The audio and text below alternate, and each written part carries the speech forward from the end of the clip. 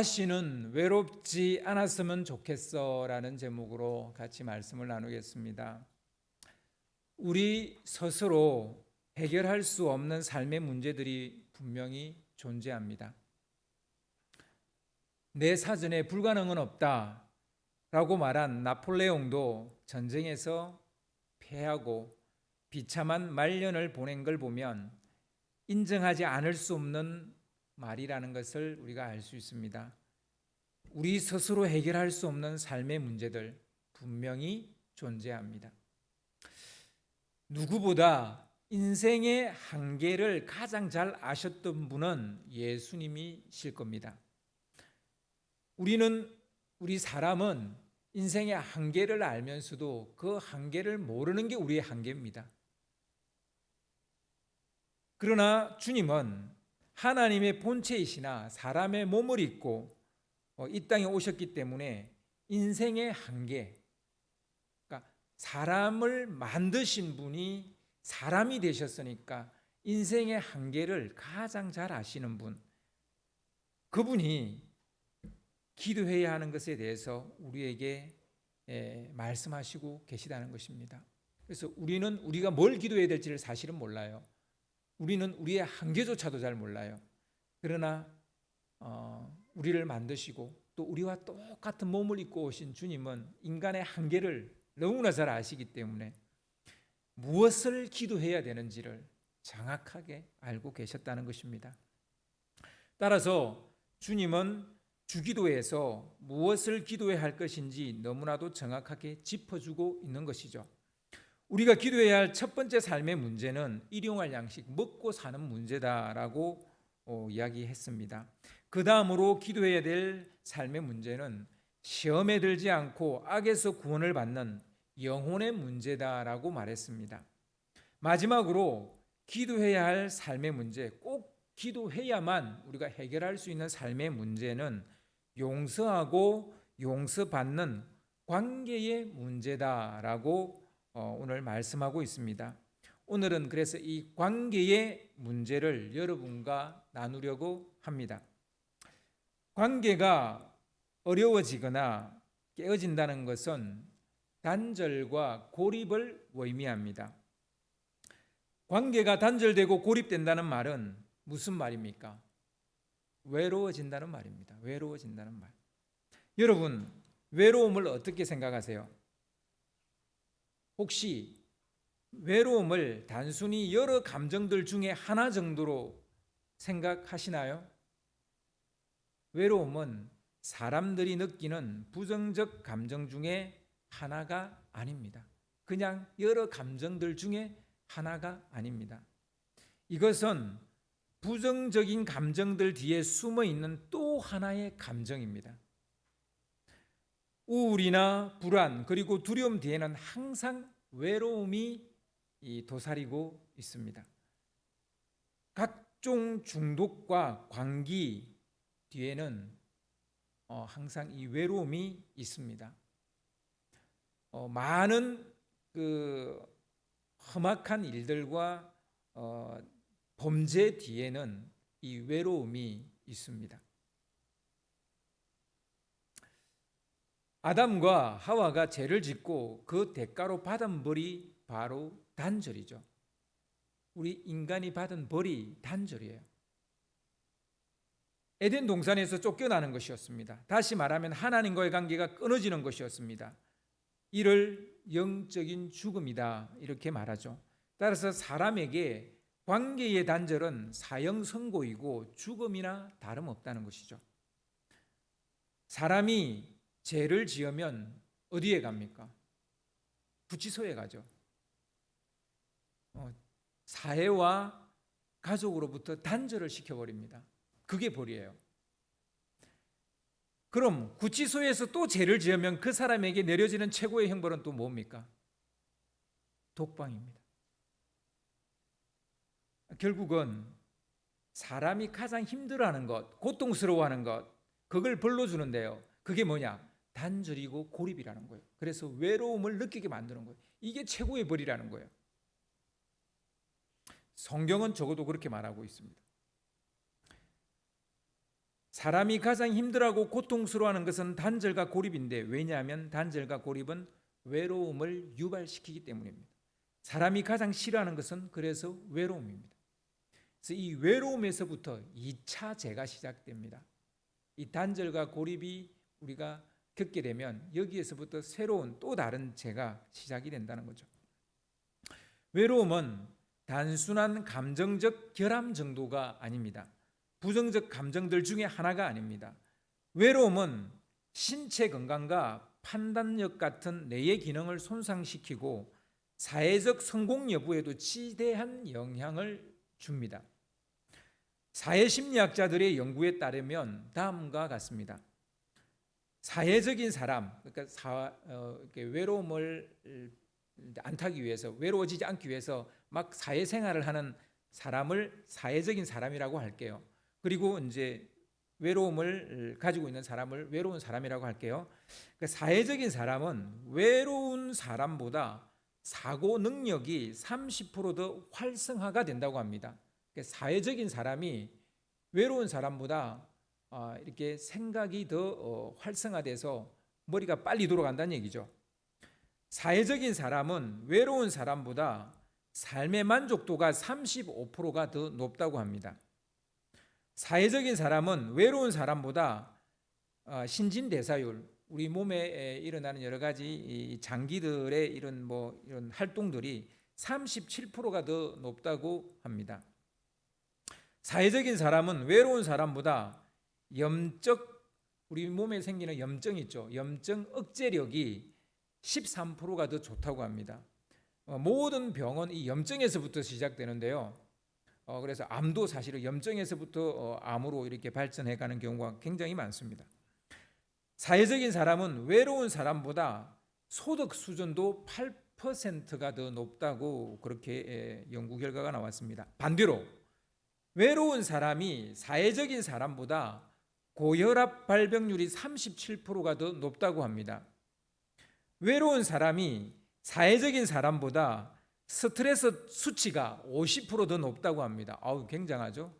그러니까 외로운 사람이 훨씬 더 스트레스를 잘 받는다. 얼마나 잘 받느냐? 50%나 더 잘 받는다는 거예요. 외로운 사람이 사회적인 사람보다 사망률이 25%가 높다고 합니다. 외로운 사람이 사회적인 사람보다 심장마비에 걸릴 확률이 41%가 더 높다고 합니다. 이것도 굉장히 높죠. 여러분, 제가 여러분에게 한번 얼굴 보시죠. 그러면 여러분이 사는 길이에요. 여러분 심장마비 안 걸리는 비결이에요. 제가 여러분에게 전화해서 어떻게 잘 지내세요 하면 당장 받으셔야 돼요. 여러분, 이 사회적인 사람이 훨씬 더 삶의 질이 높아진다는 것을 사회심리학자들이 밝혀냈습니다. 조금 더 건강하고 성공적인 인생을 원한다면 우리는 사회적인 사람이 되어줘야 합니다. 우리 아이들이 좀 더 건강하고 행복한 삶을 살아가기를 우리가 원한다면, 원하지 않는 부모는 없죠. 우리 아이들의 사회성을 길러줘야 합니다. 가장 나쁜 부모, 가장 안 좋은 부모, 아이들로 하여금 외로움을 느끼게 만드는 부모입니다. 자기 집 아이가 외로워요라고 말하면 그것은 100% 부모 탓이에요. 근데 아이들이 외롭다는 말을 안 하고 이 외로움을 다른 방식으로 표현을 합니다. 비행기 타고 날아가요. 비행 청소년이 됩니다. 그렇게 되기 전에, 외로움이 아이들로 하여금 가출하기 전에 그 외로움을 잡아줘야 되는 거죠.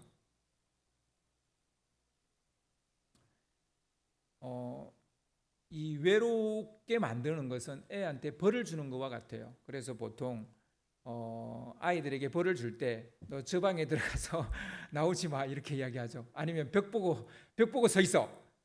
이 굉장히 무서운 벌이에요. 우리는 좀 직접 이렇게 매를 가하는 것보다 그게 더 좀 좋은 거라고 생각하죠. 근데 더 안 좋은 거예요, 사실은.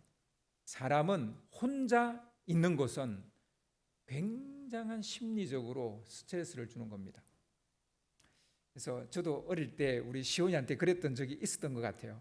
그래서 이 자리를 빌어서 우리 아들한테 용서를 구해야 되겠다 이런 생각을 합니다. 아이들 세계에서 가장 가혹한 것은 따돌림입니다. 왕따입니다. 돌림방입니다.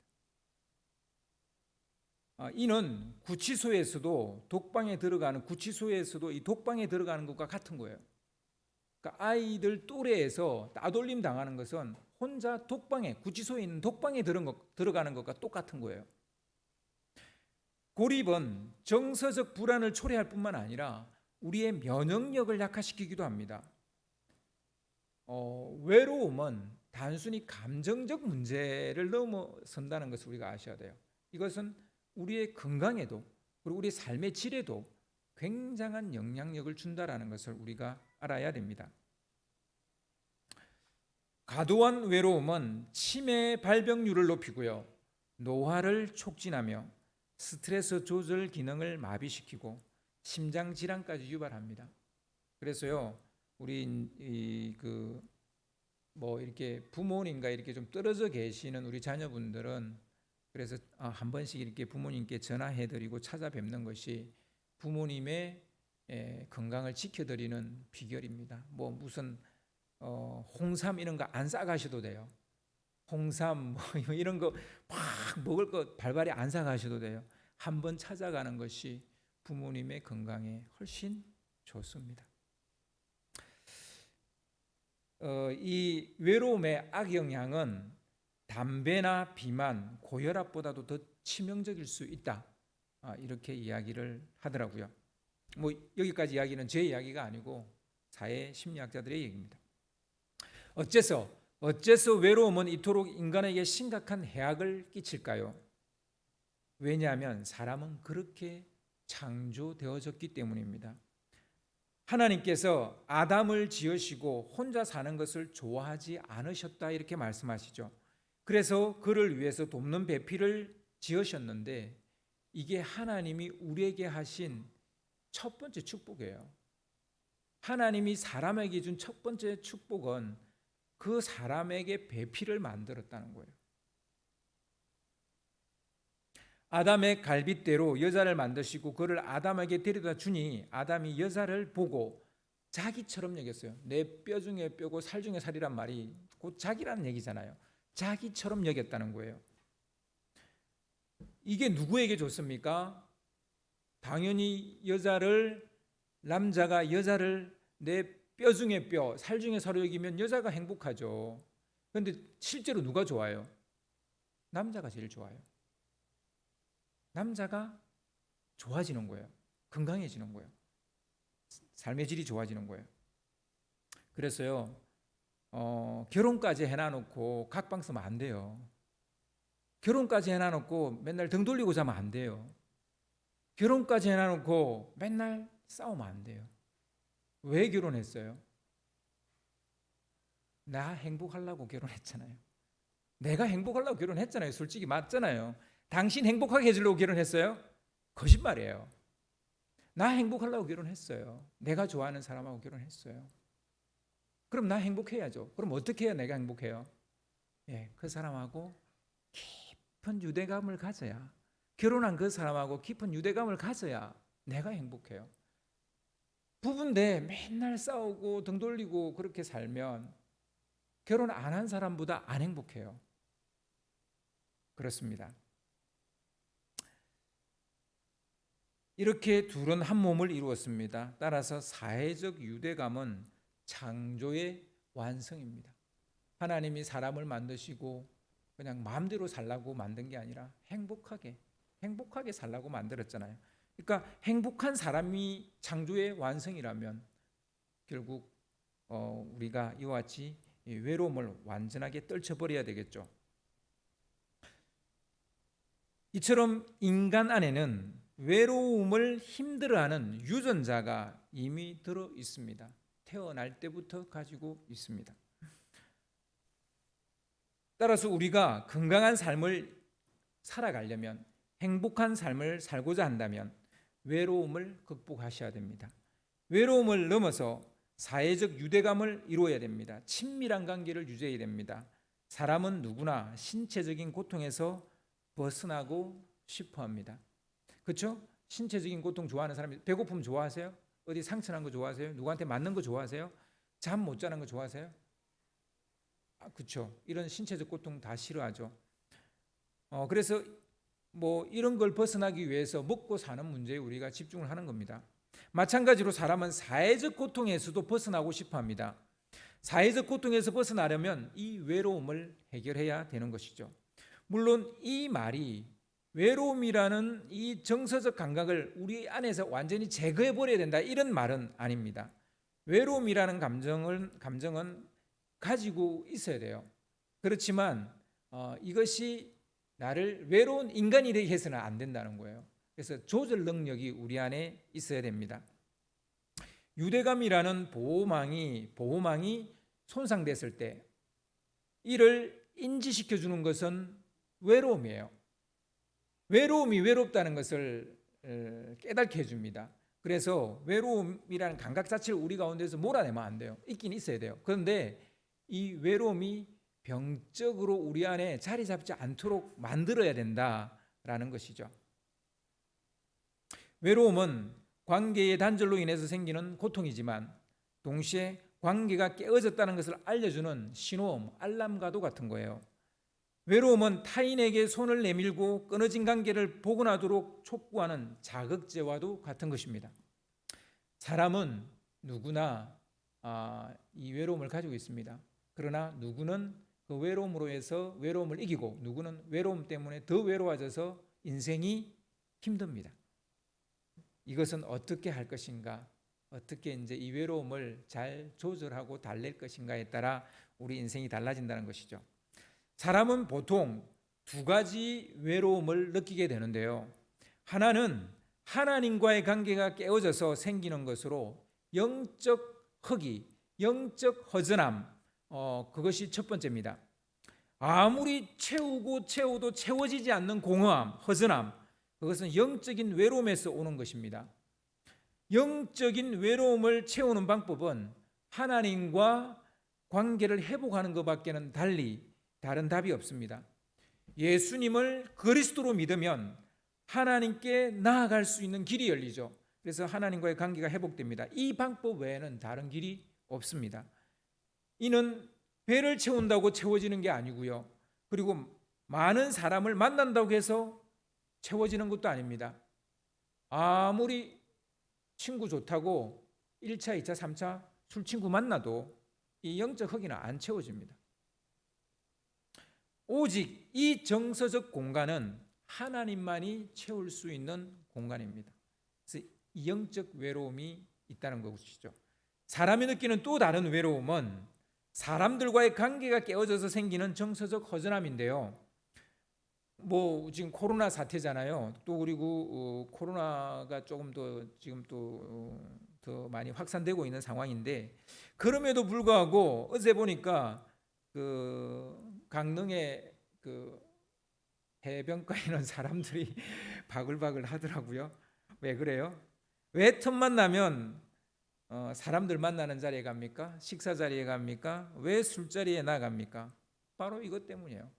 우리는 사람이 주는 어떤 정서적 안정감, 정서적 유대감, 이거 없으면, 친밀감 없으면 살 수가 없어요. 물론 사람마다 외로움을 느끼는 정도는 다 다릅니다. 많은 사람을 만나야 외로움을 달랠 수 있는 사람이 있는가 하면 한두 사람만 만나도 외로움이 해결되는 사람도 있습니다.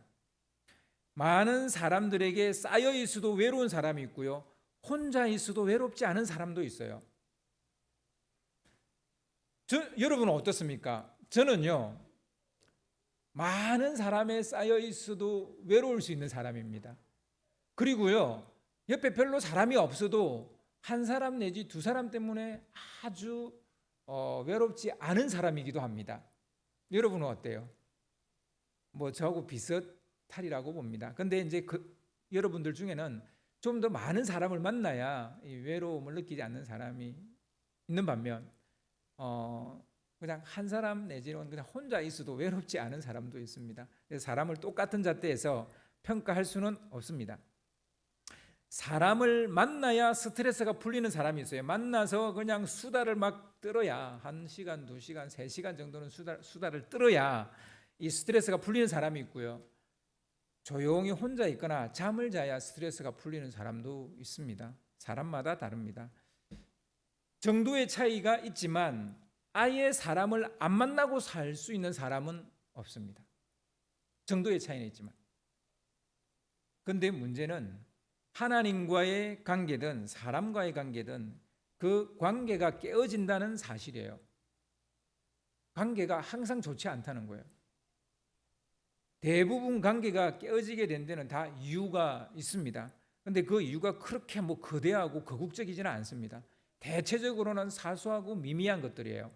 그런데 그것 때문에 결국은 두 번 다시 얼굴을 만나지 않는 그런 관계로 완전히 단절된 관계로 가는 사람도 있기도 합니다. 다양한 이유와 다양한 사연과 다양한 상황이 그 이유일 수 있습니다. 그러나 하나 공통 분모가 있습니다. 그것을 푸는 방법이에요.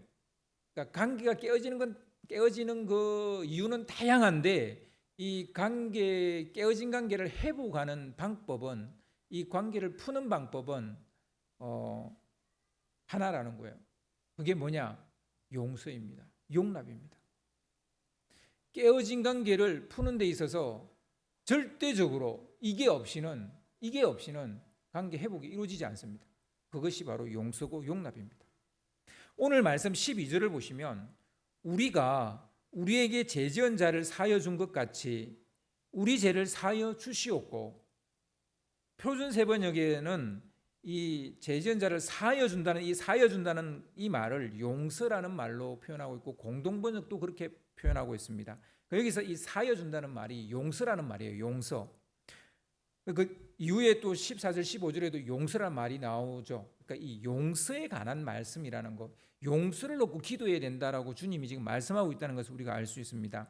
사람은 사람에게 잘못을 저지를 수 있습니다. 가인이 아벨에게 한 것처럼. 또한 사람은 하나님께 잘못을 저지를 수 있습니다. 아담과 하와가 그랬던 것처럼. 그 누구에게도 잘못을 저지르지 않으면 좋겠죠. 하지만 각자의 피치 못할 사정이 있기 때문에 잘못을 저지르게 되는 게 우리 인생이고 사람입니다. 잘못을 저지르지 않고 죄를 짓지 않는 것이 중요하지만 그게 그리 쉽지 않다라는 것이 현실이죠. 주님은 이 사실을 아시기 때문에 죄를 짓지 말라는 말씀도 하셨지만 무슨 말씀도 하셨어요? 죄를 짓기 때문에, 누구에게 잘못을 저지르기 때문에 용서하라는 말씀을 하시는 거예요. 그래서 이 죄를 짓지 말라는 것과 용서하라는 말은 경우가 지금 다른 거죠. 아예 용서하는 이런 일, 관계가 깨어지는 일이 생기지 않도록 아예 죄를 짓지 않는 게 제일 좋죠. 그런데 우리가 그게 마음대로 안 되죠. 하다 보니까 누구한테 잘못을 하게 되고 말실수도 하게 되고 그 사람이 싫어하는 뭔가를 하게 되고 하나님 앞에 죄를 짓기도 되는 거죠. 그럴 때 어떻게 해야 되냐? 용서를 구하고 또 용서를 하라는 거예요.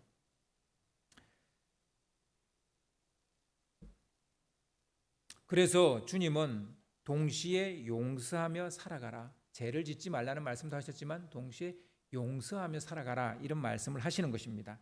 잘못한 사람을 용서해 주라는 것입니다. 우리에게 죄 지은 자를 용서해 주라는 것입니다. 그리고 하나님께 죄를 지었을 때는 하나님으로부터 용서를 받으라는 것입니다. 이것만이 관계 회복을 위한 길이라는 거예요. 유일한 길. 주님은 주기도를 가르치신 이후에 유독 이것에 대해서만 추가적인 설명을 더 하셨어요. 일용할 양식에 대해서는 추가적으로 설명 안 하셨어요. 그리고 시험 들거나 악에서 구하는 것에 대해서도 더 추가적으로 말씀 안 하셨어요. 그런데 이거에 대해서만, 용서하는 것에 대해서만 추가적으로 14절 15절을 더 이야기하셨다는 거예요.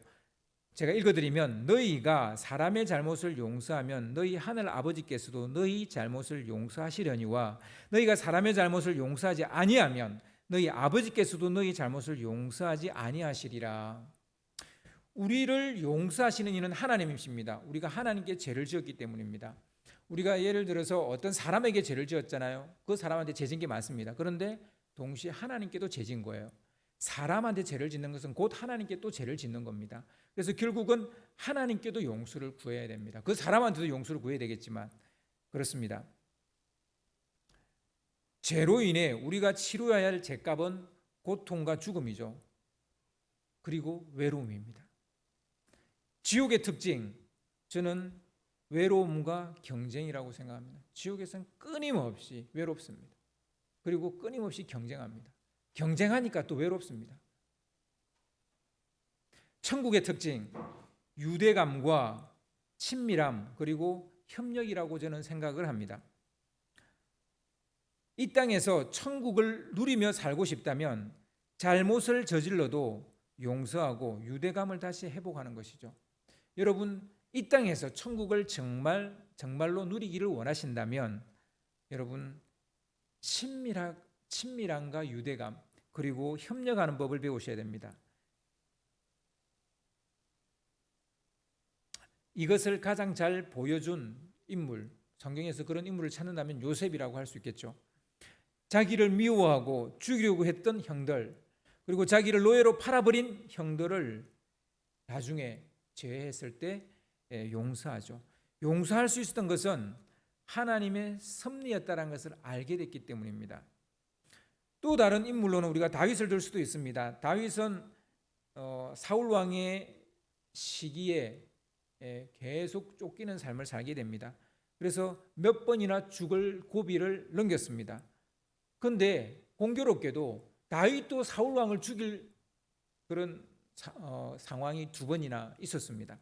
그런데 다윗은 그렇게 하지 않았죠. 왜요? 사울의 마음을 바꾸려고 했습니다. 사울이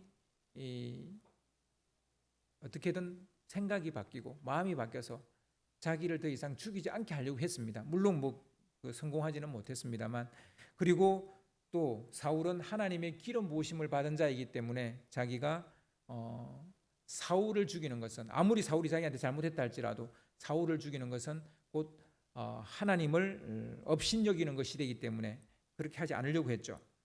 이와 같이 요셉과 다윗, 결국 하나님 때문에 상대를 용서하는 사람이었다는 것을 알 수 있습니다. 용서의 최고복은 역시 우리 예수님이시죠. 자기를 팔아버린 제자 가룟 유다에게 마지막 입맞춤을 하면서 그가 돌이키기를 원했죠. 그런데 가룟 유다는 그 기회를 끝까지 붙잡지 못했습니다. 자기에게 채찍질하고 십자가에 못 박은 군인들과 그리고 군중들을 충동질해서 자기를 죽음으로 몰아간 종교 지도자들에게 주님은 죽으시면서 이렇게 말씀하셨죠. 주님, 저들이 무슨 짓을 하는지 저들이 알지 못합니다. 저들을 용서하여 달라고 기도합니다. 용서는 단절과 고립에서 벗어나게 해줍니다. 관계를 회복시켜 준다는 것입니다. 이 말은 외로움에서 벗어나게 해준다는 말입니다. 외로움에서 벗어나는 순간 우리의 삶의 질이 높아집니다. 육신의 건강뿐만 아니라 마음의 건강이 좋아집니다. 생각이 바뀌고 세상을 바라보는 시각도 달라집니다. 십자가 처형은 외로움 그 자체였습니다. 주님이 당한 고통 중에 하나는 바로 외로움이었어요. 십자가 위에서 당하신 그 고통 중에 하나가 외로움이었다고요. 철저하게 외면당했습니다. 하나님은 침묵으로 이 상황을 일관하셨어요. 주님이 당한 고통 중에서 처절한 외로움도 있었다는 걸 우리는 반드시 기억을 해야 됩니다. 이 말은 우리의 외로움을 해결해 주시기 위해 대신 십자가에서 외로움을 겪으셨다는 말이기도 하다는 거죠.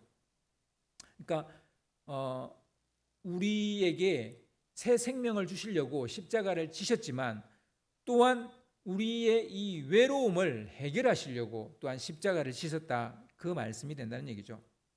주님은 이렇게 말씀하실 것이다 라고 저는 생각합니다. 물론 성경에는 이 말씀이 나오지는 않습니다만 주님은 이런 말씀을 하실 거라고 저는 믿습니다. 다시는 외로워하지 않았으면 좋겠다. 너의 외로움을 위해서 내가 십자가를 지지 않았니? 우리가 이 외로움에서 벗어나려면 용서해야 됩니다. 지금 관계 회복을 해야 됩니다. 용서한다는 것은 나 혼자 살 수 없다는 것을 인정하는 겁니다. 내가 그 사람을 용서하는 것은 나 혼자 살 수 없다는 거예요. 내가 내 아내를, 내가 내 남편을 용서하는 것은 나 혼자 살 수 없다는 얘기죠. 내가 내 자식을 용서하는 것은 나 자식과 함께 살고 싶다는 얘기죠. 내가 내 친구를 용서한다는 것은 그 친구와 계속 우정을 가지기를 원한다는 얘기죠. 용서한다는 것은 외로움에 더 이상 휘둘리지 않겠다는 거예요. 용서하지 않으면 그 외로움은 우리 안에 계속해서 남아 있을 것입니다. 그리고 그 외로움이 우리의 인생의 질을 현저하게 떨어뜨릴 것입니다. 용서한다는 것은 사회적 유대감을 쌓아가는 일입니다. 용서한다는 것은 경쟁이 아니라 협력하고 돕겠다는 얘기이기도 합니다. 여러분, 구원이 무엇입니까? 다시는 외로워하지 않는 사람이 된다는 것 아니겠습니까? 구원받아서 천국 간다라고 말을 하는데, 근데 천국에 갔는데 외로워한다면 그게 천국에 간 겁니까? 그건 천국에 간 게 아니죠.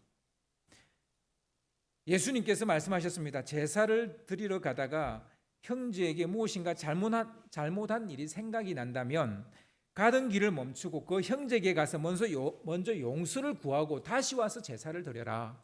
주님은 그렇게 말씀하셨습니다.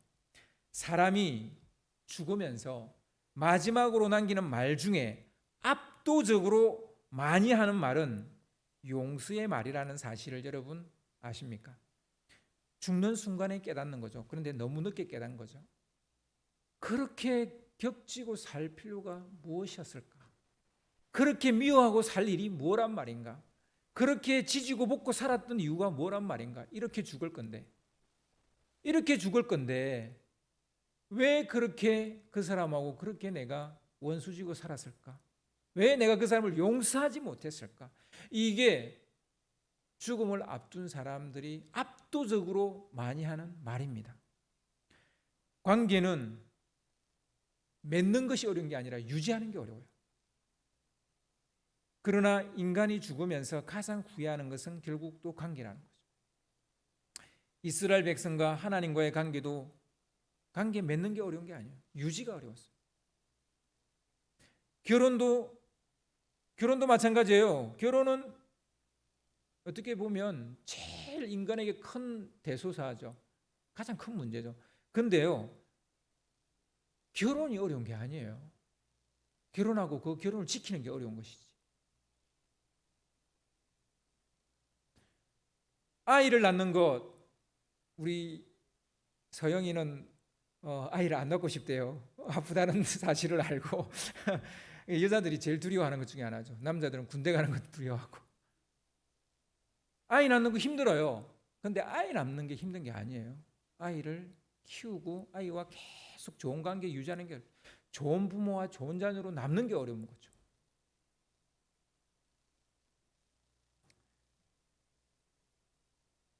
외로움은 인간에게 가장 안 좋은 것이고 하나님이 보시기에도 그렇습니다. 그래서 하나님은 죄에 대한 벌로 외로움을 선고하셨다는 거예요. 죄에 대한 벌, 그것은 단절이라는 거예요. 사람이 제일 힘들어하는 거, 그게 뭐냐? 외로움이라는 거예요. 그래서 그게 벌이라는 거예요. 인간에게 가장 비참한 것은 외로움입니다. 하나님이 우리에게 가족을 주신 이유는, 결혼을 시키신 이유는, 하나님께서 신앙 공동체를 주신 이유는 다시는 외로워하지 않게 하기 위해서입니다. 주님이 십자가를 지신 이유는 다시는 외로워하지 않게 하기 위해서입니다. 아멘 안 하세요? 여러분, 주님이 왜 십자가를 졌어요? 하나님과 우리 사이가 관계가 회복돼서 더 이상 영적인 외로움을 가지지 않기도, 사람과 사람 사이가 관계가 회복돼서 더 이상 정서적인 외로움을 가지지 않게 하기 위해서입니다. 우리가 방치하지 말아야 할 것은 먹고 사는 문제만은 아니에요. 여러분, 먹고 사는 문제를 위해서 피 터지게 공부하고 머리 싸매고 공부하고 그리고 아파도 일터에 나가고 하지 않습니까?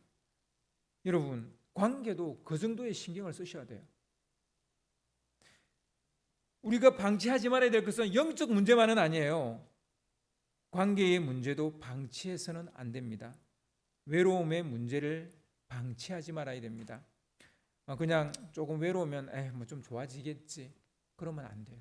여러분 바로 누군가에게 SOS를 쳐야 됩니다. 만나서 수다를 떨고 좀 마음에 쌓였던 거 풀고 외로움도 해결해야 됩니다. 여러분 목사는 영적인 문제만 해결해 주는 거라고 생각하시면 안 돼요. 여러분 이런 정서적인 문제도 해결해 줍니다. 언제든지 전화하셔요. 언제든지 찾아오세요. 목사님 시간 뺏는 거 아니에요? 제가 이거 하려고 목사 된 건데 이 시간을 여러분이 사용을 안 하시면 저는 목사가 아닙니다. 그냥 이름만 목사지. 이걸 해야 제가 목사인 거예요. 맞죠? 아닌가요? 그런데 왜 여러분 저한테 전화 안 하세요? 제가 여러분한테 전화하지. 제가 여러분한테 왜 전화할까요? 제가 외로워서 전화해요. 여러분 외로운지 안 외로운지 모르겠어요. 근데 저는 외로워요. 전화해요. 어떻게 지내시냐고. 여러분 얘기도 듣고 제 이야기도 해요. 근데 제일 싫어하는 성도는 자기 얘기만 하고 제 얘기 안 들어주는 성도예요. 저도 외로워요. 저도 외로워요. 그래서 목사 얘기도 좀 들어주세요. 근데요, 여러분 얘기를 저한테 하세요. 그러려고 여러분 이 교회 나오시는 거 아니에요? 원래 살짝 나왔다가 사라지려고 이 교회 오시는 거예요? 그건 아니죠. 외로움을 극복하심으로 삶의 질을 높이는 여러분 되시기를 주님의 이름으로 축원합니다.